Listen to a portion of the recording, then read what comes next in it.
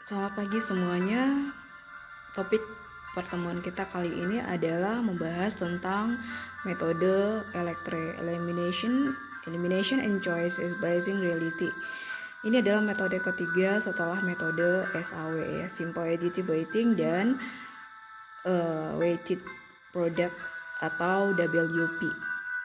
Nah, secara konsep pada dasarnya algoritma atau langkah-langkah yang akan kita lakukan untuk beberapa metode ini hampir sama ya. Hanya saja di beberapa tahapan beberapa metode menonjolkan kekhasan masing-masing dari metode tersebut gitu.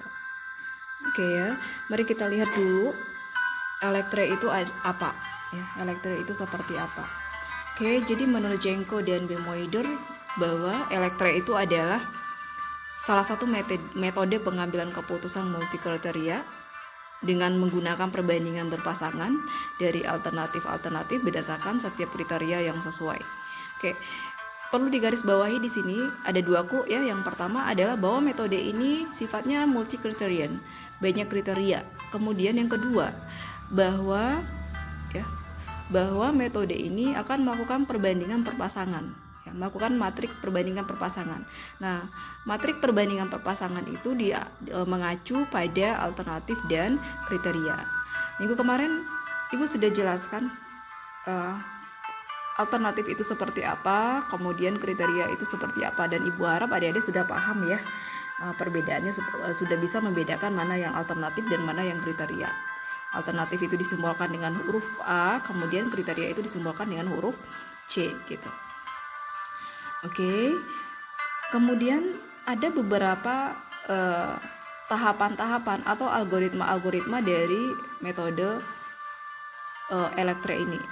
Jadi yang pertama itu adalah melakukan normalisasi matrik keputusan, ya, melakukan normalisasi matrik keputusan di mana simbol normalisasi matrik keputusan adalah huruf R.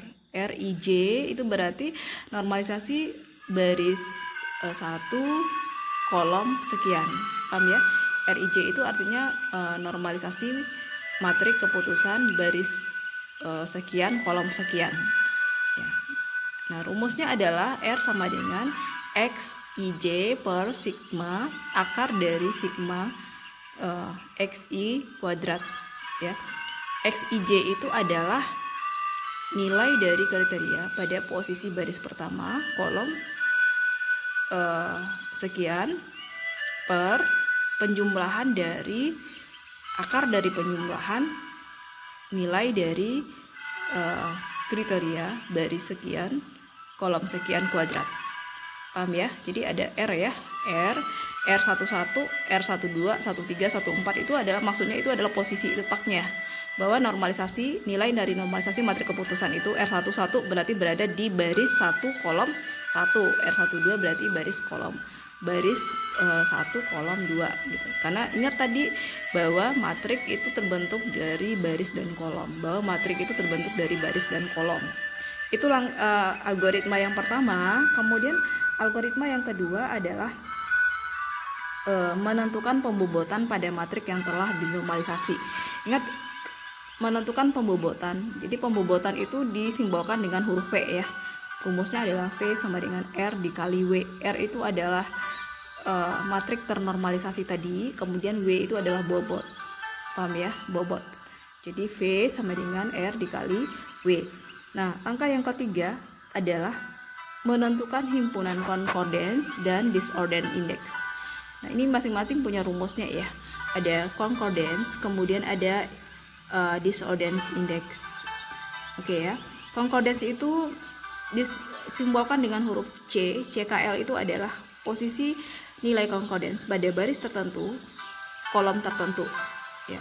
Jika nilai dari pembobotan pada posisi sekian, kolom sekian besar sama dengan nilai pembobotan berikutnya pada baris sekian, kolom sekian, maka untuk nilai J-nya itu adalah 1, 2, 3, dan seterusnya. Maka nilainya itu diinputkan gitu, diperlihatkan gitu ya. Nanti kita lihat ya hasilnya seperti apa. Kemudian jika dia disordant itu simbolnya adalah D. DKL disorden posisi sekian, baris sekian, kolom sekian jika nilai V nilai pembobotan pada baris sekian, kolom sekian kecil dari pembobotan baris sekian, kolom sekian, maka nilainya adalah 1, 2, 3 ya. Yang tidak muncul di coordinates maka akan muncul di disorden atau sebaliknya. Itu dia. Paham ya? Kemudian yang keempat adalah menghitung matriks concordance untuk menentukan nilai-nilai dari elemen. Nah, matriks concordance itu disimbolkan dengan huruf C, CKL. Rumusnya adalah sigma dari W. W ini adalah pembobot bobot ya. Bobotnya berapa? Jika bobotnya itu ada 4, maka ini adalah penjumlahan dari W1, W2, W3, W4 dan seterusnya. Jadi CKL posisi concordance dari baris dan kolom sekian sama dengan penjumlahan dari semua bobotnya berapa tadi. Misalnya kalau bobotnya ada 4 berarti W1 ditambah W2 W3 sampai W4. Oke, kemudian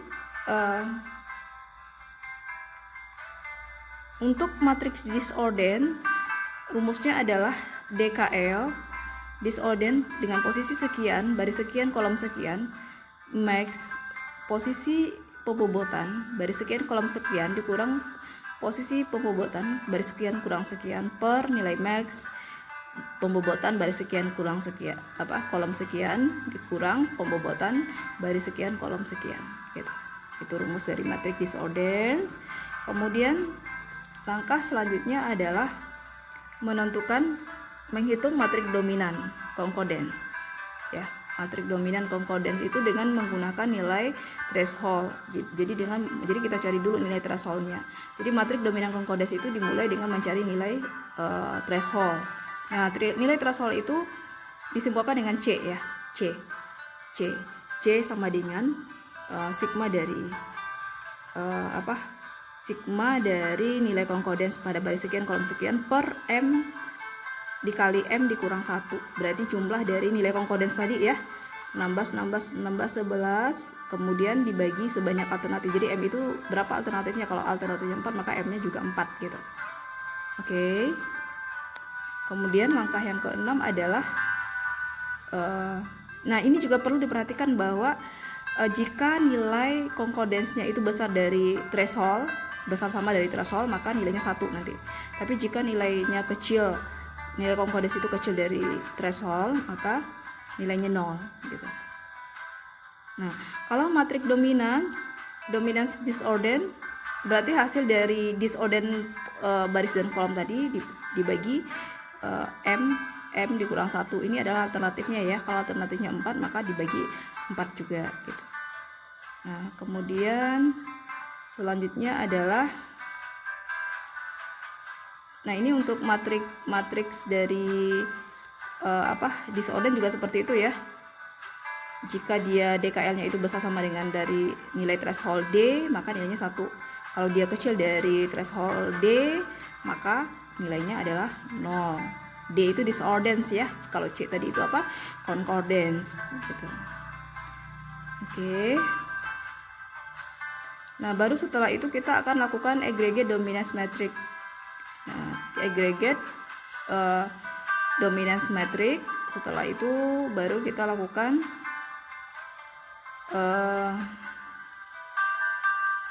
penentuan nilai 0 ya, mencari alternatif yang terbaik di antara 4 alternatif ya. Gitu ya. Nah, kita bisa lakukan di sini perkalian hasil normalisasi dan bobot. Nah, kemudian nilai akhirnya kita dapatkan dari penjumlahan dari tiap baris. Setelah itu kita lakukan eliminasi alternatif yang less favorable ya. Matriks E memberikan urutan pilihan dari setiap alternatif. Nah, ini konsepnya, ini teoritisnya nih. Jika matriks E memberikan urutan pilihan dari setiap alternatif, maka alternatif A merupakan alternatif yang lebih baik daripada A. Oke ya. Namun karena nilai tiap baris pada langkah 2 dijumlahkan, maka nilai paling tinggi adalah alternatif yang terbaik. Nah, itu konsepnya. Paham ya? Nah, kita coba ke studi kasus. Oke, kita coba studi kasusnya menggunakan metode elektrik ya. Pemerintah Kota Pekanbaru mengadakan pemilihan kecamatan berprestasi Di sini ada 4 kandidat kecamatan yang menjadi nominasi. Nah, ini kita anggap sebagai alternatif. Jadi ada 4A, A4 ya, A1, A2, A3, A4 yang dijadikan sebagai alternatif. Berarti Kecamatan Mapoyan Damai, Sail, Rumbai, dan Rumbai Pesisir itu adalah alternatif dari Kecamatan berprestasi tadi, kandidat dari Kecamatan berprestasi tadi. Kemudian untuk menentukan menentukan siapa yang terpilih, maka kriteria pemilihan itu berdasarkan 4 kriteria yang sudah ditentukan. Jadi ada C, kriteria dilambangkan dengan C, berarti ada 4 di situ. Yang pertama adalah C1, banyak prestasi yang diperoleh dari setiap kecamatan. C2, tingkat perkembangan daerahnya seperti apa. C3, tingkat kesejahteraan masyarakat. C4, banyak program atau kegiatan di masyarakat itu. Oke. Baik, kita coba ya untuk menyelesaikan. Nah, langkah yang pertama adalah kita harus membuat rating kecocokan dulu. Ya, ini sama dengan SAW dan WP ya. WP hampir sama di sini, bahwa rating kecocokan itu berdasarkan alternatif. Ini alternatif, kemudian membandingkan kriteria juga. Oke ya, karena kita tadi punya 4 alternatif dan 4 kriteria, maka kita lakukan dulu rating kecocokan di situ. Paham ya? Nilai-nilai ini, value-value yang ada di sini diambil dari hasil penilaian masing-masing kecamatan. Ini kecamatan pertama, kecamatan kedua, kecamatan ketiga, kecamatan keempat. Kriteria 1 di kecamatan pertama dapat nilai berapa? Nah, di sini penilaiannya itu berdasarkan skala. Jadi skala 5 ini. Berarti nilai 5 itu adalah sangat memuaskan. Bisa saja sangat memuaskan itu ya.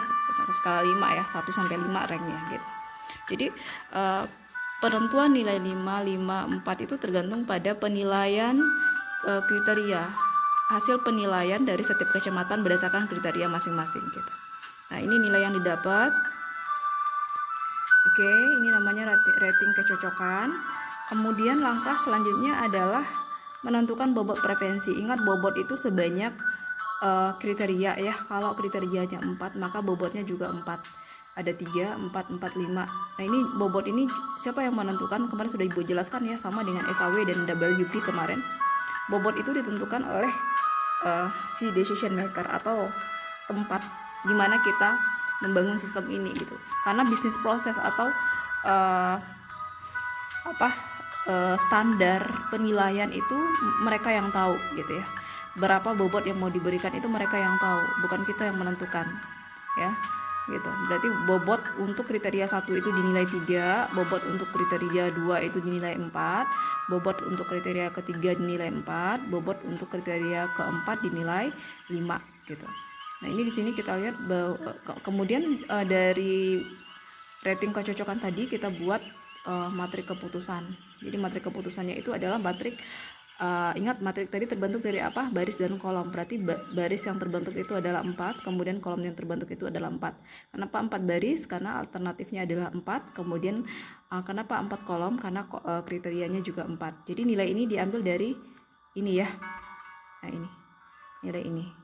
554, 5454, 5454, 555. Oke ya, ini dia ya nilainya. Gitu. Oke. Kemudian langkah penyelesaian yang pertama, jadi setelah membuat rating kecocokan ini ya, kita sudah dapatkan matriknya. Langkah pertama penyelesaian, kita akan mengacu ke algoritma yang ada di metode elektrik. Yang pertama, dari rating kecocokan atau matrik keputusan tadi, kita lakukan normalisasi. Tadi kan ini matrik keputusan ya. Matrik keputusan ya, 5555, 5445, 5555, 4445 itu matrik keputusan. Diambil dari hasil penilaian alternatif dan kriteria. Dari hasil ini kita akan mengacu ke algoritma yang ada di metode elektrik. Algoritma yang pertama adalah melakukan normalisasi matrik keputusan. Paham ya? Rumusnya adalah RIJ sama dengan XIJ per akar dari penyumbahan nilai yang ada di kriteria IJ kuadrat gitu.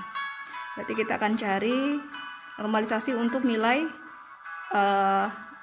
pada baris pertama kolom pertama. Kita akan mencari normalisasi nilai dari baris pertama kolom kedua. Berarti ini kita akan mencari normalisasi untuk angka 5 ini, baris pertama kolom 5, ini yang disebut dengan XIJ itu ya. Ini XIJ.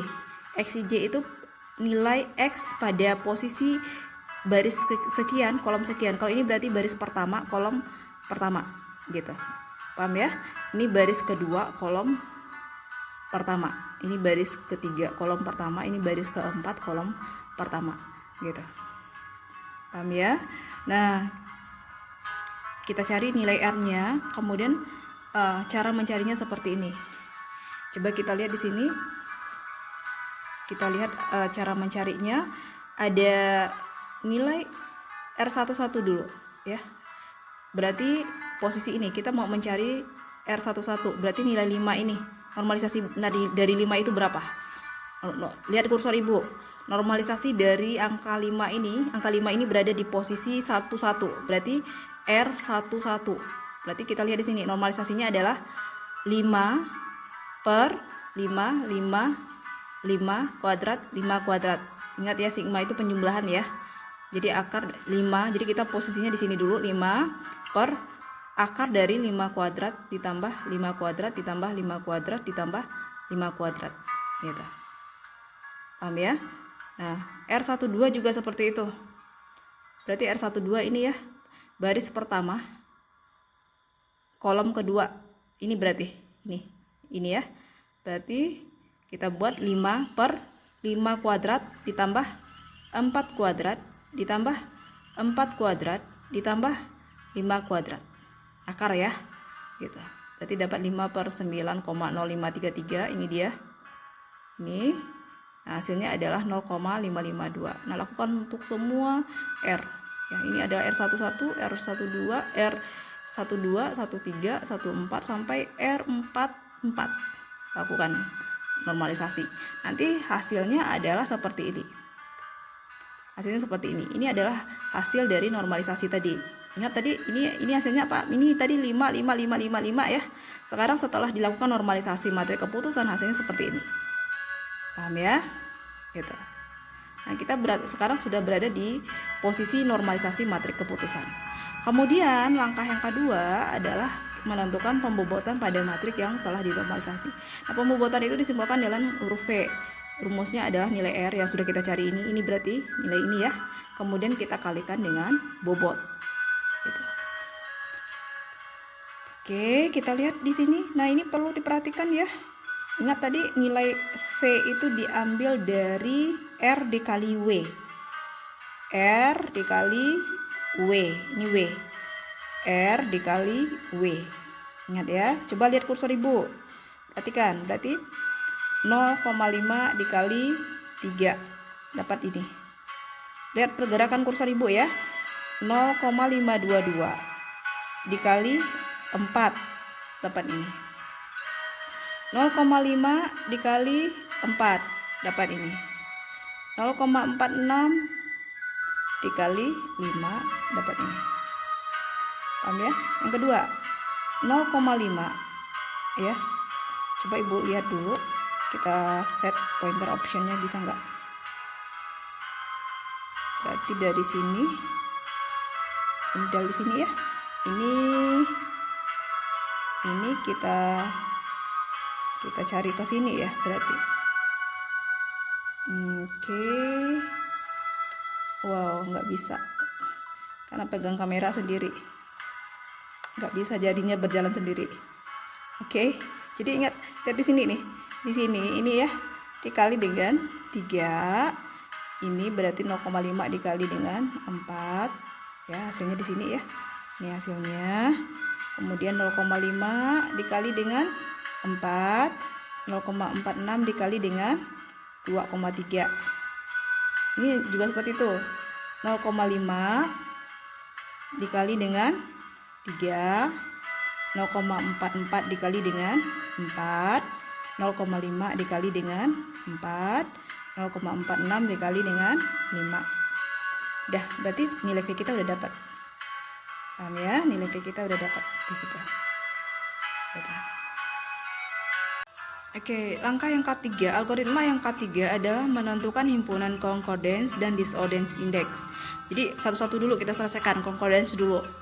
Concordance dulu ya. Rumusnya disimbolkan dengan CKL. C adalah concordance, baris sekian kolom sekian.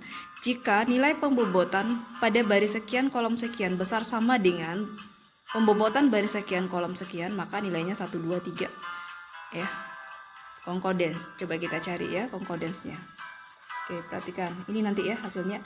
Coba kita lihat di sini. Jika dia, ingat tadi jika V posisi pembobotannya itu besar sama, maka nilainya ditampilkan ya. Nilai 1, 2, 3. 1, 2, 3 itu nilai banyaknya kriterianya tadi. Karena kita punya 4 kriteria, berarti 1, 2, 3, 4. Itu yang akan ditampilkan. Coba kita lihat di sini. Ini dia. Ini dia berdasarkan nilai V tadi ya. Nilai V kita tadi. Oke, di sebelah ini diabaikan saja ya. Ini nanti untuk disordance, jadi ini nggak berpengaruh sama sekali, gitu. Jadi coba kita perhatikan. Ini FKJ tadi ya. Nih, FKJ besar sama dengan FIJ. Berarti baris. Jadi kita mau membandingkan ini ya. Ini kursor ibu lihat. Baris ini, baris pertama dengan baris kedua. Oke. FKJ besar sama dengan FIJ. Oke ya, VKJ besar sama dengan VIJ, gitu. Ini untuk kolom pertama atau C1, ini untuk C2, ini untuk C3, ini untuk C4. Jadi kita buat cari CKL-nya dulu. Kita cari CKL-nya dulu, C1-nya ya. Coba perhatikan di sini. 1,5 dengan 1,5. Ingat tadi ketika VKJ besar sama dengan VIJ. VKJ besar sama ya berarti ya, maka tampilkan huruf satunya karena dia berada di kriteria 1, berarti 1. Besar samakah baris pertama dengan kedua, besar samakah? Besar yang pertama kan ya, VKJ-nya lebih besar kan ya, maka tampilkan 2. Ini baris pertama dengan kedua, VKJ besar sama, berarti sama dengan sama besar dua-duanya, maka tampilkan kolom ketiga, kriteria ketiga. Kemudian baris baris pertama dengan baris kedua pada kolom keempat, pada kriteria keempat. VKJ sama dengan VIJ, sama ya, berarti kita munculkan nilai 4. Itu maksudnya adalah kriteria keempat. Artinya 1. Jadi untuk C nilai koordinasi dari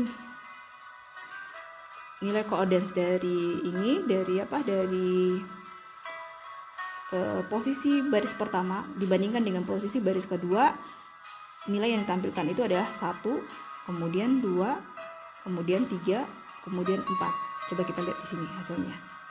Ini dia. Berarti posisi baris pertama kolom kedua, jadi baris pertama dibandingkan dengan baris kedua, maka tampil di situ C1, kriteria kedua, kriteria ketiga, kriteria keempat. Coba kita cek lagi. Baris pertama dengan ketiga. Jadi perbandingannya itu semuanya ya. Berarti kita bandingkan baris pertama dengan kedua, baris pertama dengan ketiga, baris pertama dengan keempat. Oke ya. Baris kedua dengan ketiga. Ya, baris kedua dengan keempat. Kemudian baris ketiga dengan 1, baris ketiga dengan 2, baris ketiga dengan 4 gitu. Paham ya? Nanti baris keempat dengan 1, baris kedua dengan 2, baris keempat dengan 3, seperti itu. Oke. Nah, coba kita Ibu mau membandingkan baris ketiga ini ya. Posisi baris ketiga dengan baris keempat. Posisi baris ketiga dengan keempat. Coba kita lihat. VKJ untuk kolom pertama ya, untuk kriteria pertama. VKJ dengan VIJ, mana yang besar? Besar sama ya. Maka kalau ketika dia besar sama, maka munculkan. Berarti muncul huruf 1. Berarti kriteria 1 muncul. Kemudian yang kedua, 1,7 kecilkah, besar atau samakah atau kecilkah? Ternyata dia kecil. Maka dia tidak dimunculkan. Paham ya? Kriteria 2 tidak dimunculkan. Paham? Ingat tadi ini muncul ya, 1 muncul, kriteria 2 tidak muncul. Kemudian selanjutnya kriteria yang ketiga, baris ketiga, baris keempat dibandingkan, apakah dia sama? Iya, kalau dia sama atau besar maka dimunculkan lagi. Oke ya. Kemudian 2,3 dengan 2,9, ternyata dia kecil. Kalau dia kecil maka dia tidak dimunculkan untuk koordinatnya. Maka untuk baris 3 ke 4 yang muncul itu adalah C1, kemudian C3. Coba kita cek di sini. C1, kemudian C3. Coba kita lihat ya. Kita lihat hasilnya 34. Nah, ini dia. 34 ini dia. 13 ya. Nah, kenapa? Karena 2 dan 4 itu dia kecil sama. Kalau kecil sama berarti disordance, bukan C-ordance, bukan co-ordance ya, bukan C34, tapi nanti D34 dia. Berarti nanti D34 kita apa? Yang tidak ada muncul di sini. Berarti mudah saja nanti untuk C12 ya. Kalau D12 berarti 0. Kalau D13 berarti 0 di sini. Karena nilainya muncul semua. Semua 4 kriteria muncul. Kalau misalnya 14, 123 sudah muncul, berarti D14 disordance 14 yang muncul hanya nilai 4 saja. Untuk coordinates 21 baris kedua kolom ke-1 itu kan 134 ya, yang muncul 134. Maka disordance-nya nanti hanya 3 saja. 2 saja yang muncul. Karena 134 sudah muncul di coordinates. Paham ya? Itu kalau mau cepet, mau jalan pintasnya gitu. Paham ya? Oke. Nah, kemudian kita lanjut lagi. Langkah selanjutnya kita sudah dapat ya himpunan konkordensnya seperti apa, sudah dapat. Kemudian langkah selanjutnya adalah kita mencari nilai disordance. Seperti tadi. Coba kita buktikan ya. D12 berarti disordance baris pertama kolom kedua. Kenapa kosong? Karena di C12 concordance 12-nya sudah muncul kriteria 1, 2, 3, 4. Coba kita cek lagi di sini. Kenapa muncul angka 4 saja di D14 di disordance baris pertama kolom 4? Karena di C14 sudah muncul angka 1, 2, 3. Coba kita cek. Di kolom berapa tadi? Di 14 di concordance 14. Mana dia? Concordance 14 sudah muncul angka atau kriteria untuk kriteria 1, 2, dan 3 gitu. Oke ya. Oke.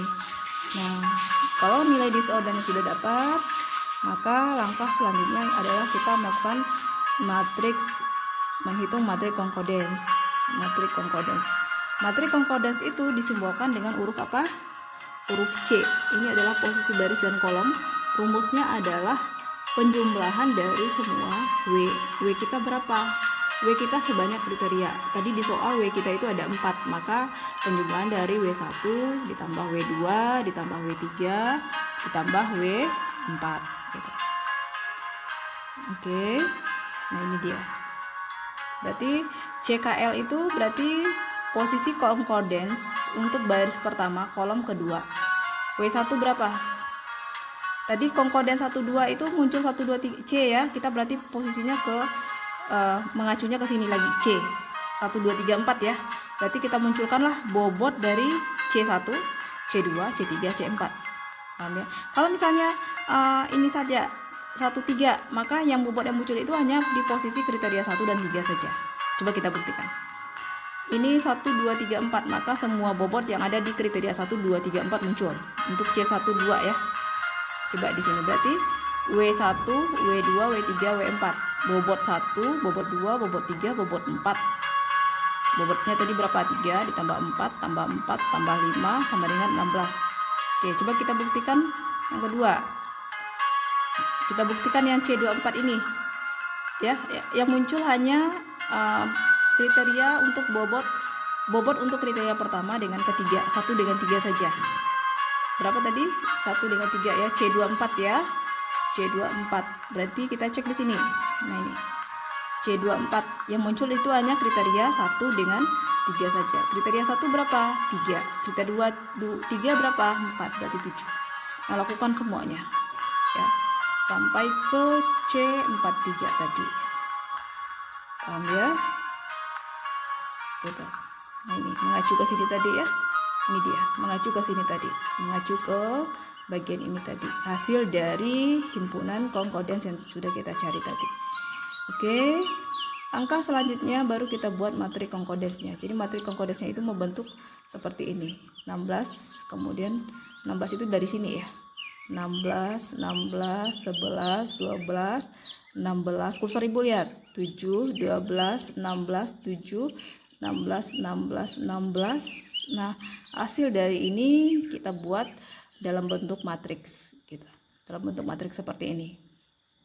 Oke ya. Nah, kalau concordance sudah selesai, maka selanjutnya kita akan melakukan matriks disordance. Matriks disordance ini rumusnya adalah DKL max posisi pembobotan dari baris sekian kolom sekian dikurang posisi pembobotan dari baris sekian kolom sekian per max pembobotan nilai pembobotan dari baris sekian kolom sekian dikurang pembobotan baris sekian di kolom sekian. Oke. Ini dia.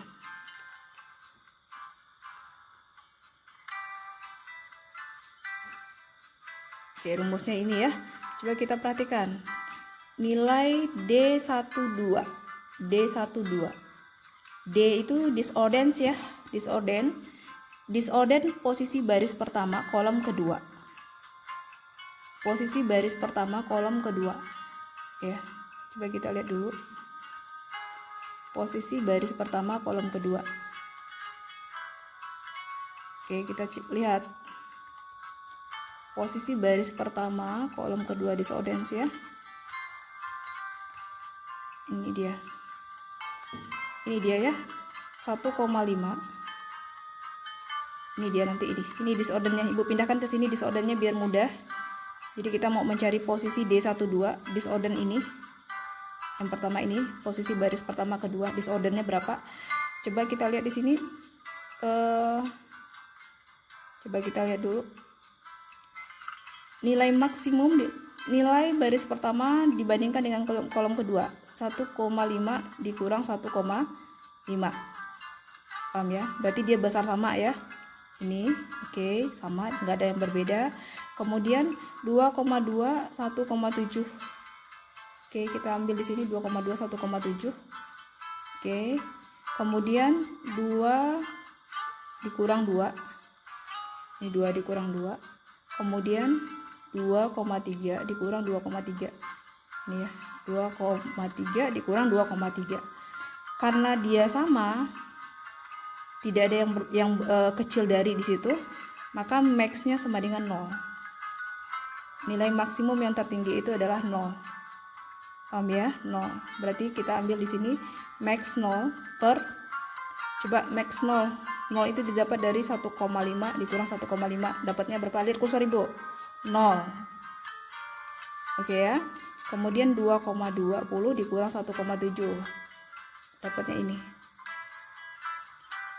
Oke, kemudian 2 kurang 2. 2 kurang 2. Dapatnya ini 0 juga. Kemudian 2,3 dikurang 2,3 dapatnya 0. Kemudian kita cari di sini karena max 0, maka di sini 0. Kemudian kita cari max-nya berapa di sini. Ini kan satu-satunya nilai ya, pasti dia paling besar berarti nilainya 0. Kemudian yang kedua per max 0, kemudian 0,44, kemudian 0, 0. Ada 4 nilai di situ. Yang paling besar berapa? 0,4417. Berarti di sini 0 per 0,4417. Hasilnya tetap 0 ya. Oke. Hasilnya 0. Kemudian kita coba baris pertama kolom ketiga. Atau yang beda, baris pertama kolom keempat. Coba. Ini berarti baris pertama kita bandingkan dengan kolom keempat, baris keempat. Baris pertama ini sama ya, berarti deal. Belum berarti ya. Kemudian ini sama, 2,2 dengan 2,2 sama. 2,2 dengan 2 sama. Yang berbeda itu apa? Ini 2,3 dengan 2,9 karena dia kecil. Jadi kalau misalnya dia besar atau sama dengan, maka itu tidak dianggap sebagai hitungan. Nah, tapi ketika dia kecil, maka dia masuk ke hitungan disordance. 2,3 kecil ternyata dari 2,9. Ya, maka kita buat di sini. 2,3 kecil dari 2,9. Kemudian nilai max-nya kita ambil di sini perbandingannya 1 dengan 4. 1,5 dikurang 1,5. Ini dia. Ini ya, kursor ibu lihat. Kemudian yang kedua, 2,2 dikurang 2,2. Berarti sama ya, sama-sama besar ya. Lihat kursor ibu. 2,2 dikurang 2,2. Yang ketiga, baris 1 di kolom 4. 2 kurang 2 sama posisinya. Berarti 0. Nah, ini 2,3 dikurang 2,9. Ini dia. Ini ya. Ini posisinya, lihat di sini. Oke, kemudian kita lihat di sini. Berapa max 2,3 dikurang 2,9 berapa? Hasilnya adalah 0,582 ya. 5852 ya. Kemudian di sini kita coba 1,5 dikurang 1,55 dapatnya 0. Kemudian di sini 2,286 dikurang 20,286 hasilnya juga 0. 2 kurang 2 hasilnya juga 0. Kemudian 2,3408 dikurang 2,9 hasilnya 0,54. Jadi yang terbesar di sini apa? Nilai max-nya berapa? 0,58 ya. Di atas juga karena dia satu-satunya berarti pasti dia yang paling besar, 0,58 juga. 0,58 dibagi 0,58 hasilnya 1. Paham ya? Lakukan cari semua disorder seperti ini. Ya, seperti proses yang di samping kanan ini. Oke. Jika sudah dapat, maka hasil matrik kita nanti ini yang akan disalin. 0, 0, 0, 1, 1, 0, 1, 1. Jadi 0, 0, 0, 1, 1, 0, 1, 0, 0, 1, 1, 0. Kita lihat ya. Matrik disorder kita berarti matrik disorder kita, ini dia matrik disorder kita ya. Mana dia?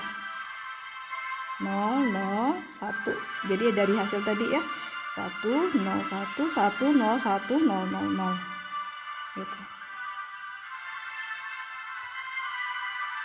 Oke, setelah itu baru kita lakukan matrik dominan concordance dengan mencari nilai thresholdnya. Nilai thresholdnya C dulu, concordance threshold C. Threshold dari C. C itu adalah concordance ya. Simbolnya C. Ini nanti jumlahnya sebanyak alternatifnya berapa.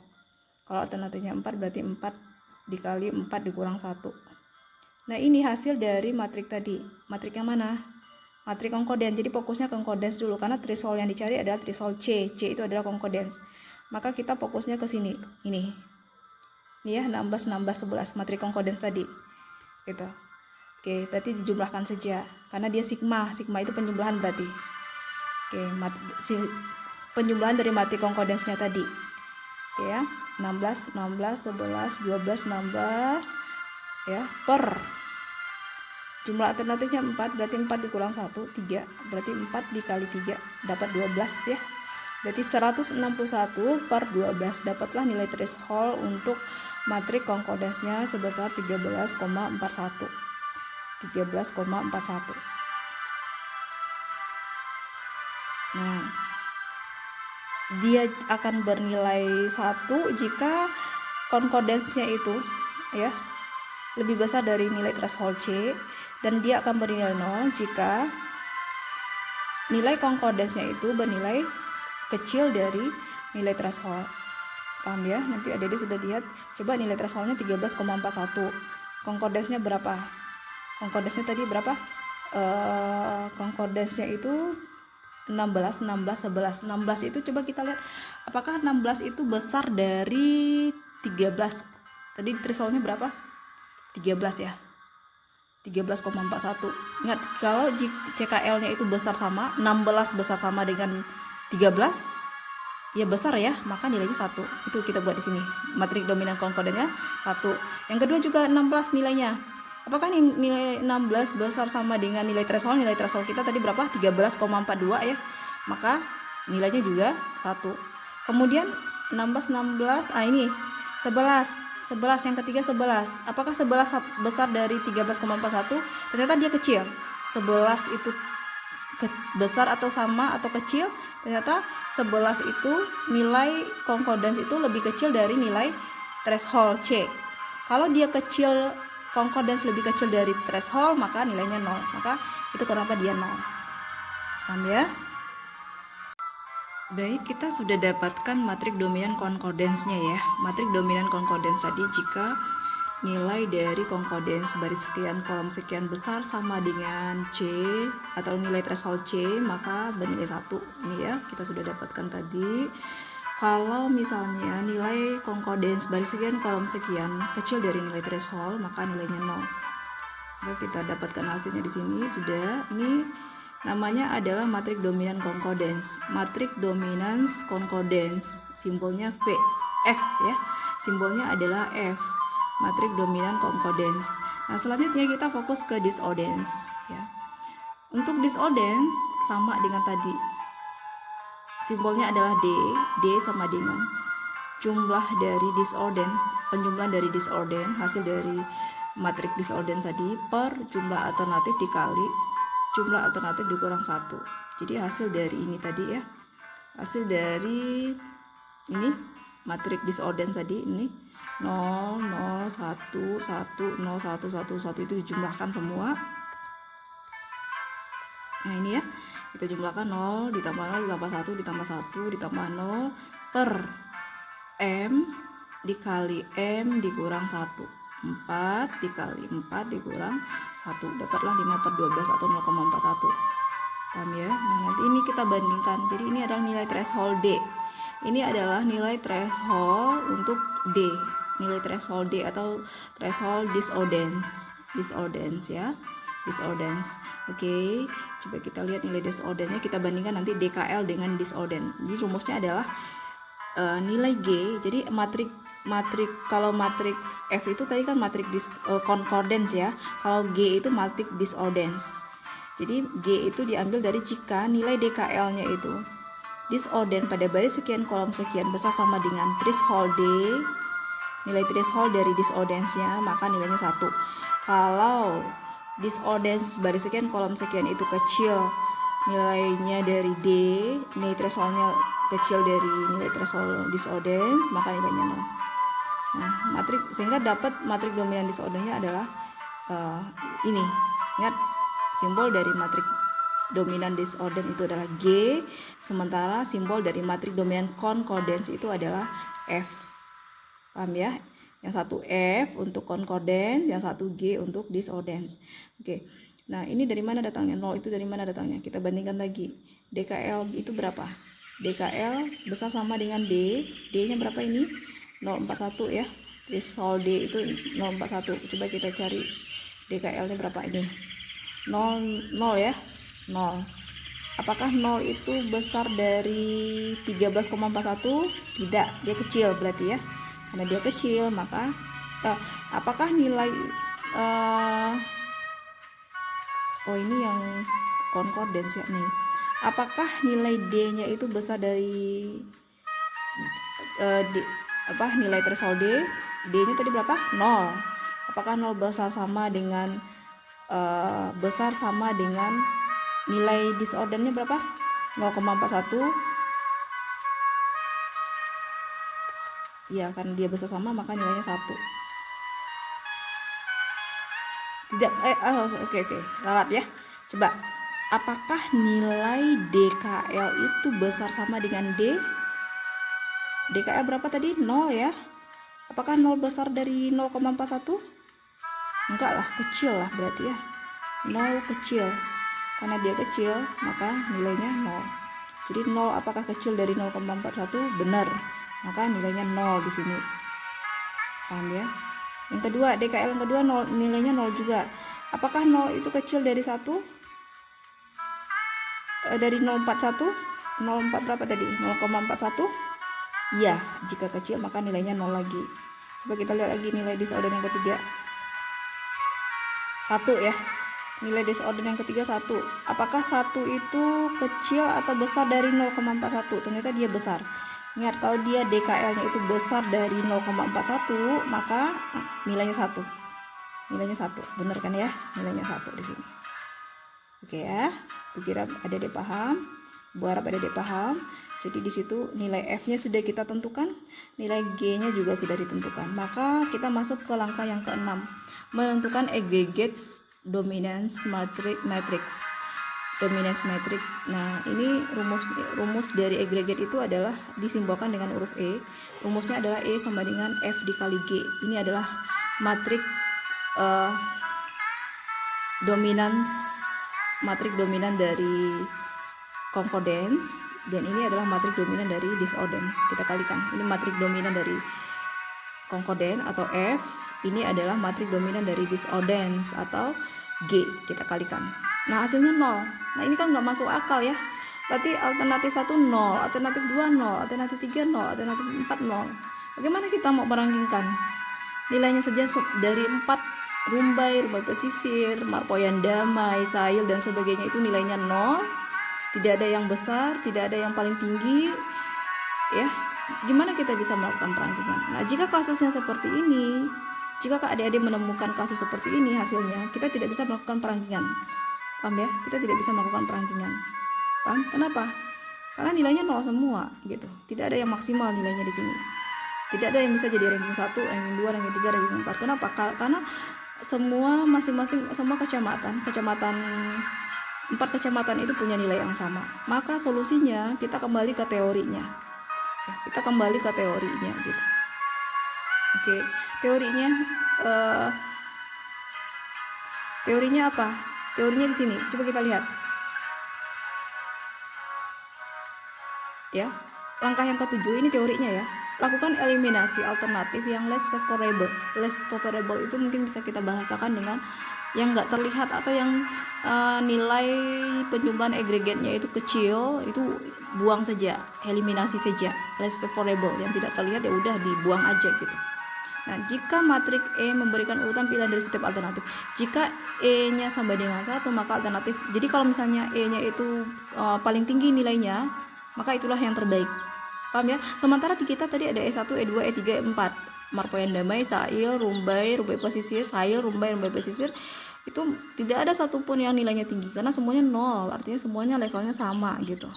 Maka jika kondisinya seperti tadi, maka kita kembali ke teori yang kedua. Teori yang kedua apa?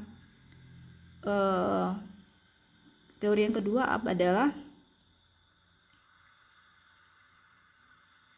nilai tiap baris pada langkah 2 itu dijumlahkan, kemudian kita ambil nilai yang paling tinggi, itu yang terbaik. Jadi nilai tiap baris pada langkah 2 itu dijumlahkan, dan nilai yang paling tinggi adalah alternatif terbaik. Tapi biasanya jarang ya yang semuanya 0 dapat. Kasus-kasus kita seperti ini jarang. Kenapa Ibu tampilkan? Karena nanti adik-adik kebingungan, kenapa nilainya 0 Bu? Berarti kita nggak bisa dong ngambil perangkingan terbaik karena nilainya sama semua gitu. Paham ya? Jika kondisinya seperti ini yang akan kita lakukan, maka kita akan kembali ke langkah kedua gitu. Lalu kenapa nggak dari langkah kedua saja? Ya karena tadi itu kasusnya jarang-jarang gitu. Tapi ketika ada menemukan, kita kembali ke teorinya lagi gitu.